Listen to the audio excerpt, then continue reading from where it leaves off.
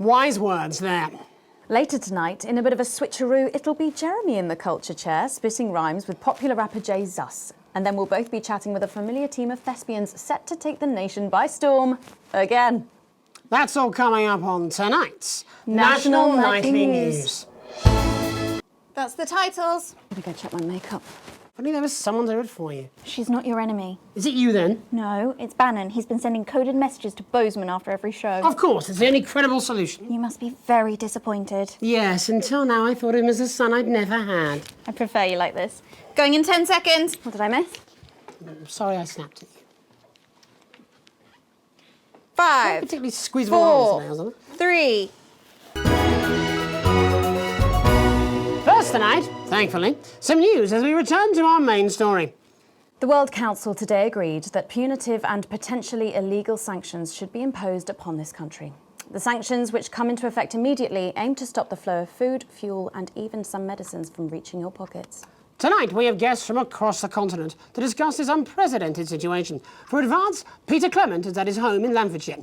Are you there, Peter? Yes, I can hear you, Jeremy. Thank you for having me. A momentous day, Prime Minister. Are you shaken? Oh, I don't scare that easy, I'm afraid, old son. And neither do the people of this country. Well, joining us is Ivan Vodovich, Foreign Minister of Urkistan. Ivan, thank you for being here. It's a great pleasure. You, Megan Wolf, are like strongest guard at labour camp who wake up inside body of crazy, expensive prostitute. In my country, you will be worshipped as a god. Okay. Minister, as one of those arguing most strongly for these sanctions, how do you feel about Advance's defiant stance?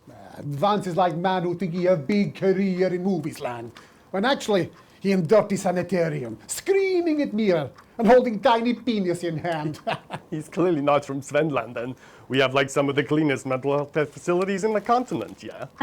And welcome to Svenland's Minister of Mojo, Björk. I'm sorry, we don't appear to have your surname. It's just Björk, yeah. We don't use things like socially divisive surnames here, yeah? Minister? It's just Björk, yeah. Right, Björk. Your country spoke in favour of Advance at the World Council today, but you were noticeably absent when it came to the actual vote. Well, what a surprise. The hippies didn't show up for the fight. Actually, that's quite racist, because if you must know, we were going to go to the whole, like, vote thing, yeah? But it's actually the Festival of Feuerland here at the moment, where we honor the old generations. So, like, we all had to work our grandparents clean, yeah, whilst the vote was happening, and that's, like, a really, really time-consuming process, actually. You're like a sissy man. You have this expression, sissy man? Is like man with tiny penis who like to wash more than once a week. Actually, that's quite homophobic, yeah, Oh, because... stop winding him up, Ivan. We're not back at the Grange now. Sorry, Jeremy. Ivan and I used to play golf back in my media days. Yeah, he always win. Nothing gives him greater pleasure than grinding people's gears. The more publicly, the better. Peter, you're like man with tiny penis who think he have tiny penis, but actually he discovered that. Oh, could it be? No, it's tiny penis. Ivan's just worried that when the rest of the world sees how well we're doing, they'll notice all that dosh that he's got squirreled away. Because that's what these sanctions are, Megan. They're the last pathetic gasp of an establishment in collapse. Wolves at the gates, Ivan, old mate. Good, he can join others on my wall. Actually, in Svenland, we have, like, serious animal welfare legislation. And, like, my friend Helga, she got arrested, yeah, for killing a butterfly that was hovering over her thing. I mean, in English, jam sandwich. I used to know a girl called Jan Sandwich. She was a right cracker, too. I wonder what became of her. We seem to be wandering a little from the news here. That's human interest, Jeremy. The real people behind the headlines and all that. So if you're watching, Jan, give us a call. Really? Yeah.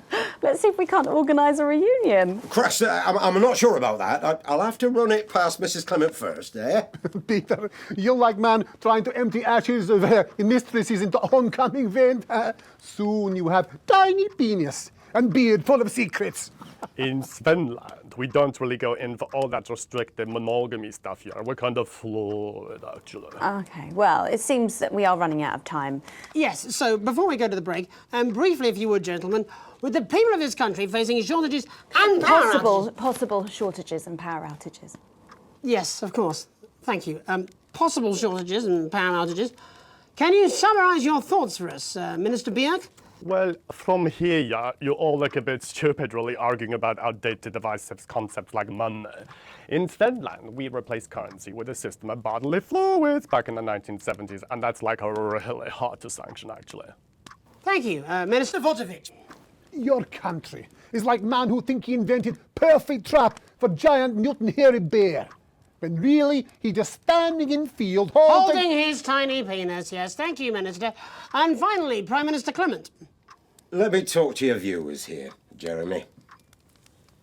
Don't worry, everybody. Don't be afraid. Don't even lose a wink of sleep. We knew the rest of the world would react this way, and we're ready.